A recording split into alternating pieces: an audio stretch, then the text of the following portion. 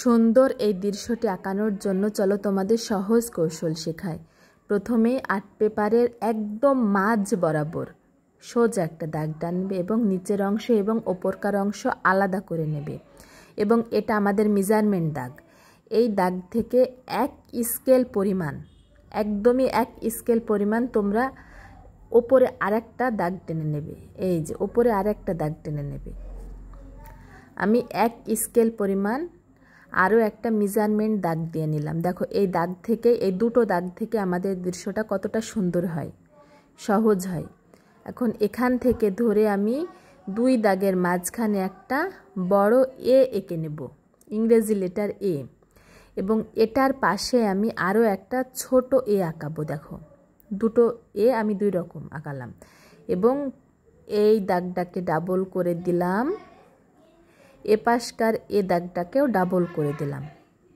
এরপরে ছোট এর মাথায় থেকে সোজা একটা দাগ টানলাম, নিচের দাগটা এই দাগের সাথে লাগিয়ে দিলাম এবং বড় এর মাথায় থেকে আবারও সোজা একটা দাগ টেনে ছোট্ট করে নিচের চালার সাথে লাগিয়ে দিলাম। দুটো চালা হলো, দুটো ঘরের দুটো চালা। এরপরে আমরা খুঁটি বের করব। দেখো দুটো খুঁটি বের করলাম, এখান থেকে একটু সামান্য বড় খুঁটি এবং সমস্ত খুঁটিগুলো মিলিয়ে দিলাম। এখান থেকে কোনা করে ঘরের সাথে লাগিয়ে দিলাম। এখানে আরও একটা খুঁটি বের করে এই খুঁটির সাথে লাগিয়ে দিলাম এবং চিকন করে নিচে দাগ টেনে দিলাম, দিয়ে দুই ঘরের ধারি এঁকে দিলাম। আমার এই যে মেজারমেন্ট যে দাগ দেখতে পাচ্ছ দুটো ঘরেরই, এই মেজারমেন্ট দাগ বরাবর আমরা ঘরের দরজা এঁকে নেব। দুইটা ঘরেরই দরজা আমরা দরজার মাথার কাছে একটু রাউন্ড করেছি এবং এখানে আমরা একটা জানালা এঁকে দেব। দেখো এবং জানালার মাঝে সোজা দাগ টেনে দিলাম তিনটা এবং দরজার মাঝেও আমরা সোজা পরপর দুটা দাগ টেনে দিলাম। দেখো কত সহজে আমাদের ঘরটা হয়ে গেল। এখন এই ঘরের পিছনে আমরা কলা গাছ আঁকাবো। প্রথমে দাগ টেনে নিলাম বাঁকা করে, কোনা করে, আবারও সোজা দাগ টেনে কোনা করে, আবারও সোজা টানলাম। এপাশেও টেনে মাথায় থেকে আনলাম, কোনা করলাম, টানলাম, কোনা করলাম, টেনে দিলাম। একইভাবে একই নিয়মে টানলাম, কোনা করে, টানলাম, কোনা করলাম, এইভাবে মিলিয়ে দিলাম। দেখো এভাবে আমরা মোট 5টা কলার পাতা এঁকে নেব। ওপরে সোজা টেনে, এ পাশে টেনে কোনা করে, আবারও কোনা করে দিলাম। এভাবে আমরা মোট 5টা পাতা এঁকে নিলাম কলা গাছের। আমাদের এপাশের দৃশ্যটা প্রায় হয়ে গেল। এখন আমরা এখানে একটা বড় গাছ আঁকাবো। বড় গাছ আঁকানোর জন্য আমাদের অনেকগুলো ডালপালা বের করতে হবে। এই জন্য দেখো আমরা মোট 3টা ভি এঁকে নিয়েছি, ছোট ছোট ভি। এই ভি থেকে দেখো কিভাবে আমরা ডালপালা বের করব। এ ভি থেকে দাগ টেনে এই ভি পর্যন্ত নিয়ে আসলাম। দেখো মাথাটা বড় করে দিলাম, আবার এটাই থেকে টেনে এই ভি এতে নিয়ে আসলাম এবং এখান থেকে পাশ থেকে টেনে একদম ঘর সোজাসুজি নিয়ে আসলাম। দেখো আমাদের গাছটা একদম ঘর বরাবর হবে, ঘর বরাবর, এবং আমরা 3টা শিকড় এঁকে দিলাম। এরপরে আমরা দেখো আমাদের 1টা 2টো 3টা 4টা 5টা 6টা ডাল হয়েছে। 3টা ভি থেকে আমরা 6টা ডাল বের করেছি এবং এই 6টা ডালেই আমরা রাউন্ড করে করে হাতটা একটু কাপা কাপা কাপা কাপা করব, পেন্সিলটা একটু কাঁপিয়ে কাঁপিয়ে রাউন্ড করে করে আমরা গাছের পাতাগুলো এঁকে ফেলবো। দেখো খুব সহজ এবং সহজ কৌশলে আমি তোমাদের দৃশ্যটা এঁকে দেখাচ্ছি। আমি সমস্ত পাতাগুলোই এভাবে রাউন্ড করে করে এঁকে নিচ্ছি। হয়ে গেল আমার গাছ, দুটো গাছ এবং দুটো ঘর। এখন আমি এখান থেকে এই মেজারমেন্ট দাগ থেকে আমি একটা দাগ টানলাম বাঁকা করে, এপাশে একটু বাঁকা করে, আবারও একটু বাঁকা করে এই দাগের সাথে লাগিয়ে দিলাম এবং এই দাগটাকে আমরা ডাবল করে দেব।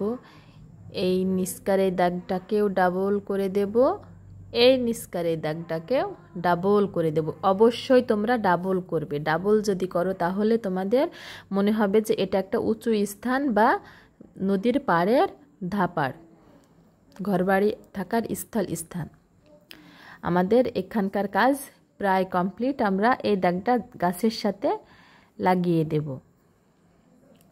এরপরে আমরা এখান থেকে টেনে নিয়ে আসবো। দেখো নিয়ে আসতে আসতে এই নিচ বরাবর নিয়ে আসলাম।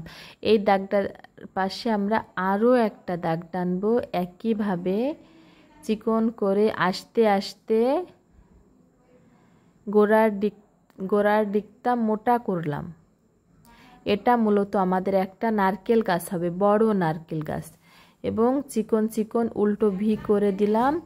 এটা আমাদের নারকেল গাছের নিচে যে ঝোপঝাড় হয় সেই ঝোপঝাড়টা আমরা এঁকে দিচ্ছি। এরপরে আমরা কি করব, এই নারকেল গাছে আমরা প্রথমে নারকেল এঁকে নেব। দেখো গোল গোল করে দিচ্ছি। এগুলো মূলত আমাদের নারকেল গাছের নারকেল, এবং এই নারকেলের থেকেই আমরা এখন ডাল বের করব। প্রথমে আমরা সোজা দাগ টেনে নেব, বাঁকা বাঁকা করে দাগ টেনে নিচ্ছি ফার্স্টে। দেখো তোমরা তোমাদের শেপ অনুযায়ী পাতাগুলো এঁকে ফেলবে। আমি প্রথমে ডাল এঁকে নিয়েছি, এখন আমি এই ডাল থেকেই দেখো পাতা বের করব। হাতটা একটু আবারও কাপা করবে এবং পেন্সিলটা একটু নাড়াচাড়া করবে, জিগজ্যাগ করে করে তোমরা এই নারকেল গাছের পাতাগুলো এঁকে ফেলবে। দেখো আমি খুব সহজেই নারকেল গাছের পাতাগুলো এঁকে ফেললাম। আমার সমস্ত পাতাগুলো আঁকানো কমপ্লিট হয়ে গেল। এখানে নারকেল গাছটা অবশ্যই বড় করবে, তাহলে দৃশ্যটা দেখতে আরও সুন্দর বৃদ্ধি পাবে। নারকেল গাছের নিচে একটা সোজা দাগ টানলাম এবং এখান থেকে ধরে এই সোজা দাগের সাথে লাগিয়ে দিলাম। এই নারকেল গাছটাও যে একটা ধাপারে অবস্থিত সেটা বোঝানোর জন্য, এবং এই নারকেল গাছের পিছনে আমরা চিকন চিকন করে গরুর শিংয়ের মতন করে কিছু ঘাস এঁকে দিলাম। দেখো আমাদের ঘাস হয়ে গেল। এরপরে আমাদের কাজ হলো, এখানকার কাজ আমাদের শেষ। এখন আমরা এই যে মেজারমেন্ট দাগটা দিয়েছি স্কেল দিয়ে, দ্বিতীয় দাগটা ওপরকার দাগটা আমরা এখন হাইলাইট করে দেব। এই দাগ থেকে আমাদের দূরের গাছপালাটা হবে। দেখো সোজা দাগ টেনে দেবে, সেই দাগ বরাবর আমার দাগটা দেওয়া হয়ে গেল। এখন আমি এই দাগের পিছন থেকেই আমরা দূরের গাছপালাটা দেব। একই নিয়ম, হাতটা একটু কাপা করবে আর কলমটা একটু নাড়াচাড়া করবে, তাহলে আমাদের দূরের গাছপালা টাকানো হয়ে যাবে। দেখো আমি রাউন্ড করে করে দূরের গাছপালাটাও এঁকে ফেললাম। এরপরে আমরা এখানে একটা অর্ধবৃত্ত আঁকাবো।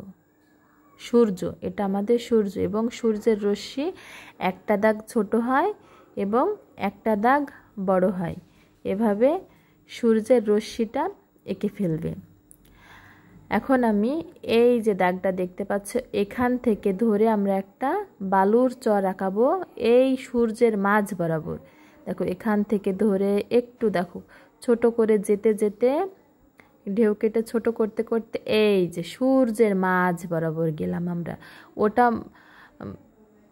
ওটা আঁকানোর একটাই কারণ, ওটা একটা বালুর চর। এখানে আমরা একটা নৌকা আঁকাবো, তার জন্য একটা সোজা দাগ টানলাম, একটু রাউন্ড করে দিলাম, এই নিচে আরও একটা রাউন্ড করে দিলাম। দেখো আমার নৌকাটা হয়ে গেল এবং মাঝে দাগ টেনে দিলাম। নৌকাটা কমপ্লিট, এবং একটা দড়ি এঁকে একটা খুঁটি দিয়ে দিলাম। আমার দৃশ্যটা আঁকানো প্রায় কমপ্লিট। রং করলে দৃশ্যটা অনেক বড় হয়ে যাবে এবং লং হয়ে যাবে। এই জন্য আমি আর রংটা করে দেখাচ্ছি না, তোমরা রংটা করে নিও। আর আমি রং করার পরে দৃশ্যটা এরকম হয়েছে। আল্লাহ হাফেজ।